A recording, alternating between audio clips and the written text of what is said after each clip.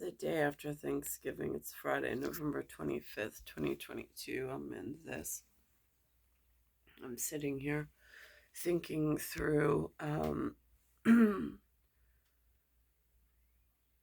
my mind is going towards, like, I don't know, what do you call it? Fleeting. You call it divine inspiration. Not quite sure.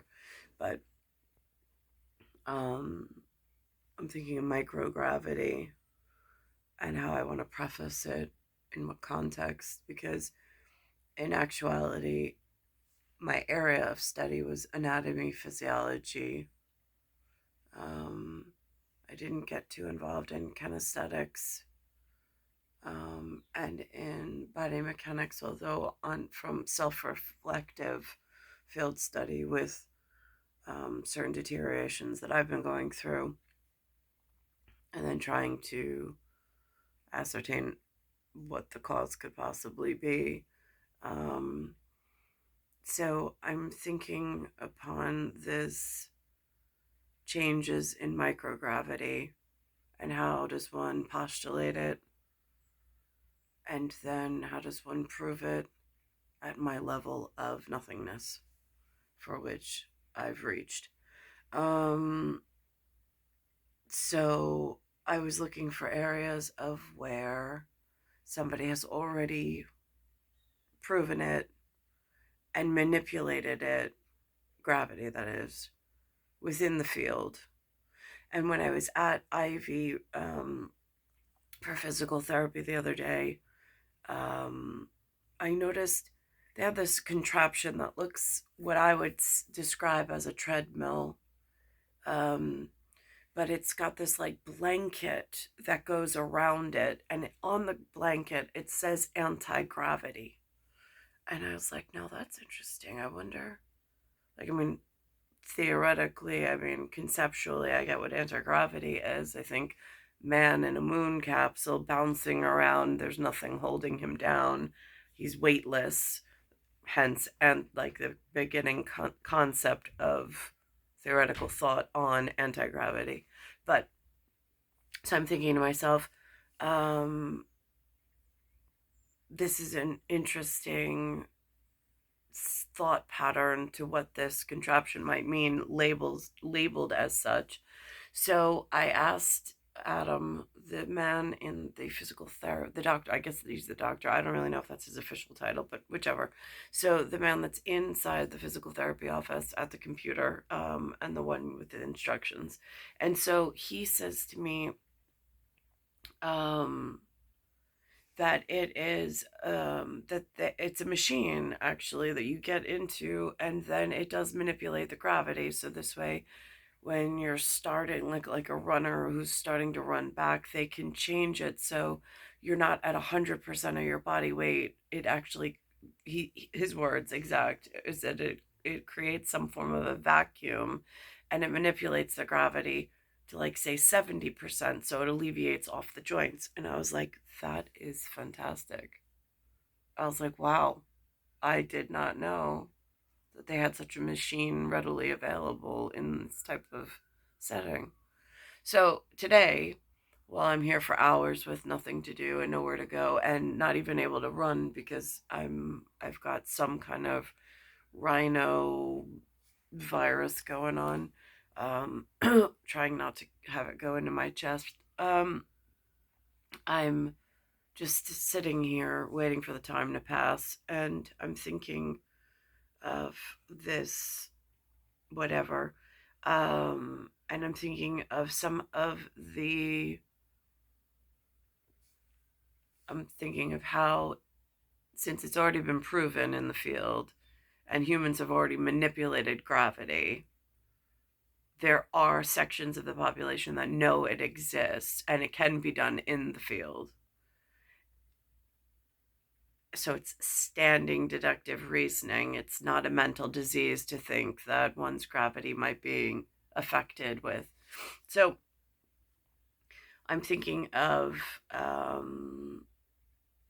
the specific to relative gravity of the plasma portion, or some form of biochemistry, which I may not have the exact word for, inside, like interstitial tissues and the body cavity, um, and how that might manipulate the sensation of microgravity differentials in when I'm walking, this sensation of at times like the legs being extremely heavy.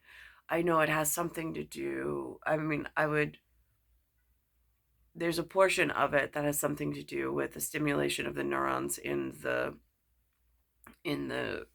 like I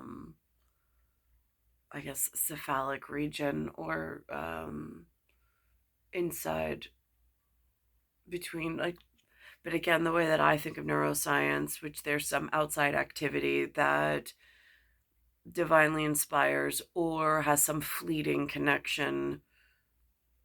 I mean, like, if I'm speaking big aerospace defense type of a thing unofficially, in like who might control that type of aerospace field, for which I don't really have words for, but I'm trying to define only because I'm finding disparities in my day to day occurrences, at different alternating levels.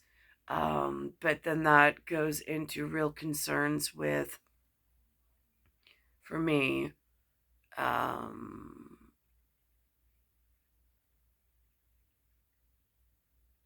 just different health paradigms, possibility of who's managing what territory. Are we in protected aerospace? Are we, if we have a problem within our own health paradigm and there's been some kind of quantitative or qualitative interference that reduces our capacity to have quality of life, how far is my personal freedoms in how do I report that kind of a notice to get to the correct level of doctor to then enter the correct level of either study, reporting, documentation, and then whatever else comes with needing to secure aerospace in like a stereosphere or stereo field, for lack of a better term.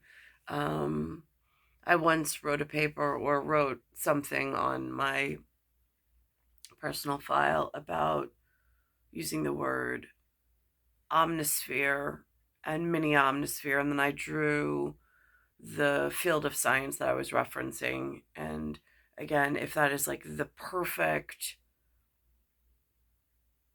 spatial relation without like actual calculations going into it, and if it's that theoretical between the omni and the mini omni space, is this particleized purity of where gravity and the human biome or human physiology and anatomy is in perfect pair with one another and in homeostasis. If that area is reached, then what is it called when it's disrupted? So, in that actuality of performance, is that where stereo waves come in and changes microgravity and microphysiology, and can at times disrupt the ability. Now, I also heard some disturbing news yesterday when Linda was getting all of her Thanksgiving calls, for which I find very interesting because as a woman who has 10 brothers and sisters, or down to 8 and herself, so 7, um, she does not, like, she takes all of the holiday calls. She does not share, she does not engage, she does not allow Lewis and I to wish her siblings. I mean, like, she's very selfish in her family. I don't know why. But it's been that way since I suppose I was a child, so whatever. Some things never change. But we did get disturbing news about one of the relatives with went to a doctor And the doctors were saying something about a cholesterol interfering. It could be just a cholesterol that's interfering with a memory or an ability to function in some kind of a high performance memory.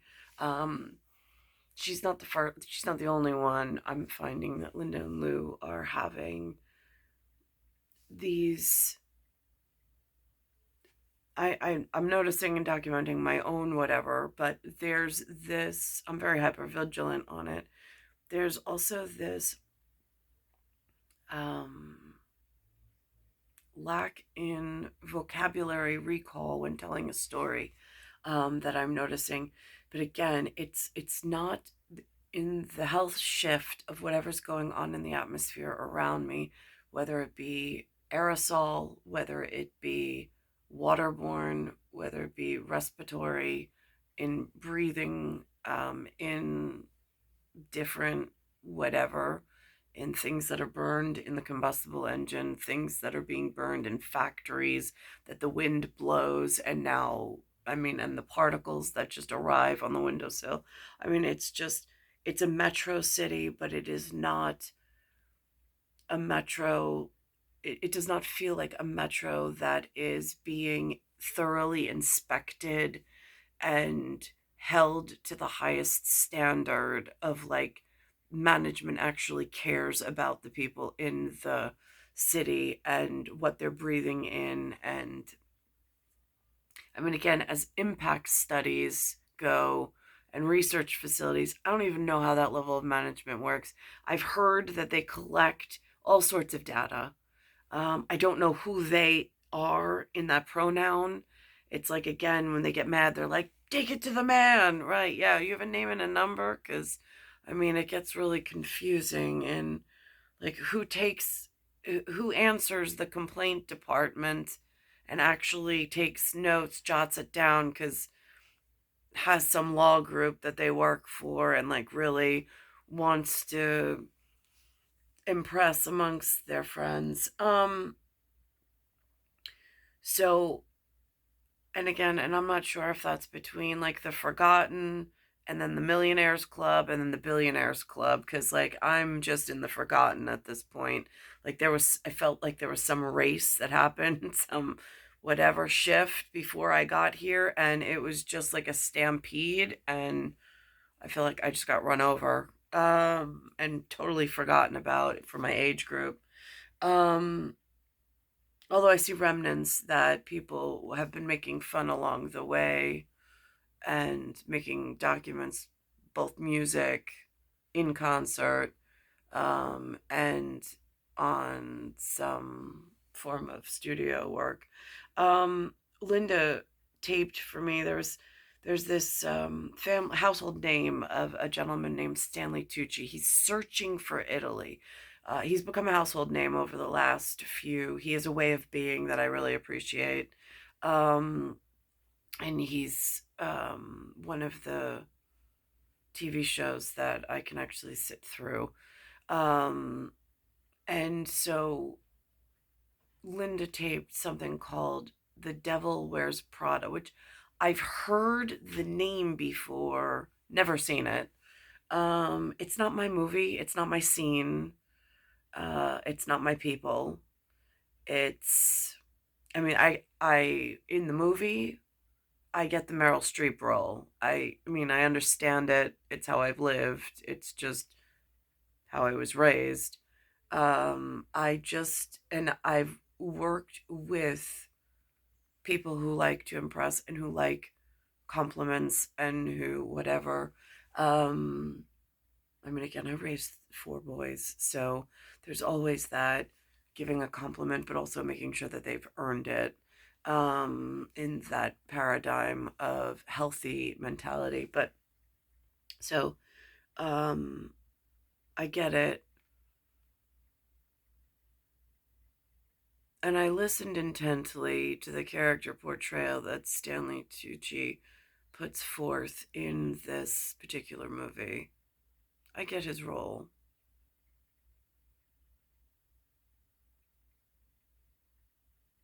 Again, that's more of that, like, that middle characteristic that has been totally defunct and deficient for my appearance here. I don't know why it was removed um, in the series of rooms and in the way that they had me. Again, I saw on Facebook yesterday, I reached out to John Hafner. He looks like Michael Weatherly from Bull. He grew into looking like that character. I see him sometimes put pictures up on Facebook. I couldn't help myself. I was just like, I don't know if you've ever noticed. I was like, there's a TV show that looks like you could be related or it might be relevant. I don't know. Like, again, like, I don't know who he became as an adult, but he has that look. Um, so I mentioned it. Um, and then there is one of the other girls. At some point, I went to middle school, high school with. Um, I didn't necessarily hang out with them, but I also, I mean, I was always friendly to everybody. She put up a picture, and again, the costume. I mean, for somebody who doesn't know these people, like didn't go to their homes, don't really know their life story, didn't know their parents' life story. But looking at it and knowing that my father was in theater and was given some very specific roles um, for which I don't have pictures of, um, it gets confusing. And I'm thinking, well, if that is not just a part in some play, but if that is who this person was to us as children, in we were all growing up around one another, but I don't know what that color combo represents. I'm just wondering to myself, I mean, I knew we were amongst greatness, great children, but quiet greatness, like they didn't speak of on it. We didn't get personal histories of one another, or at least at my level of being a way, we did not. Um,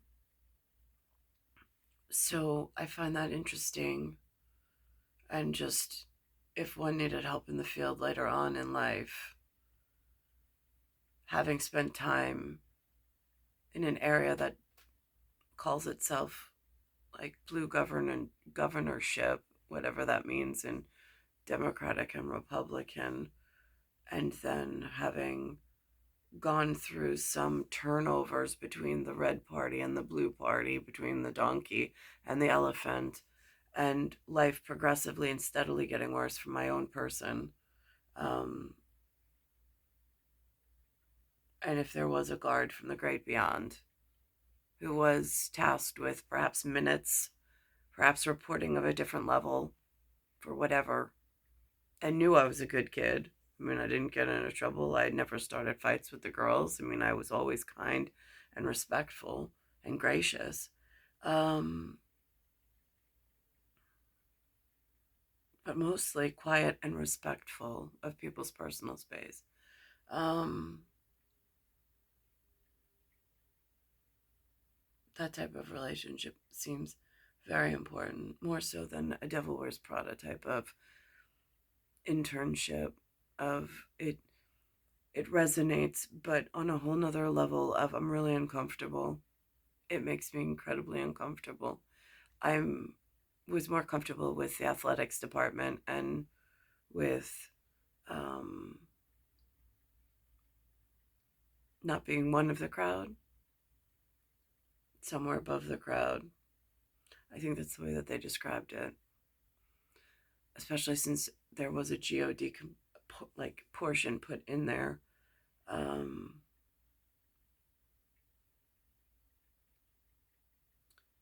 so all of which I take very seriously, almost like the Anne Hathaway, but not really knowing where the Meryl Streep is in this scenario.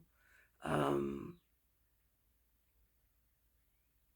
as like as age, like I mean, there's somebody who came before me, there will be somebody after me, and stuck in this almost escalator ride up that you get on as you're birthed, and the steps between you and the person before you. So that's one theory, but that's when all of the birthdays are accounted for. I have special paradigm shift on that because of my relation to a superstar that they hold in very high regard in one place, um, which only complicates if it's allowed under certain operative or operetta tie-in. At other times, it's totally irrelevant. I mean, I created a star all on my own, in my own body cavity, at my own time, with my own genetics, and it far outpasses the appearance of twins a year, like twinning a year apart for constellations, but that's for other management issues.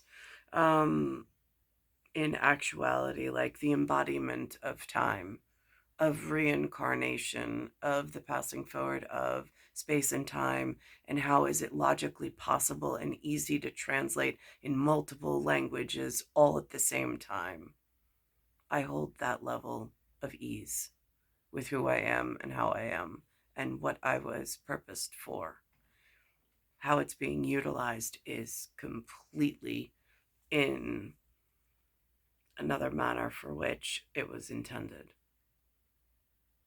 I can't believe that a society or a civilization deems itself worthy of anything, especially continuance of life, when it has treated the only known definition of time so horrifically through multiple decades, with multiple new generations coming of age, and it still is not being addressed properly.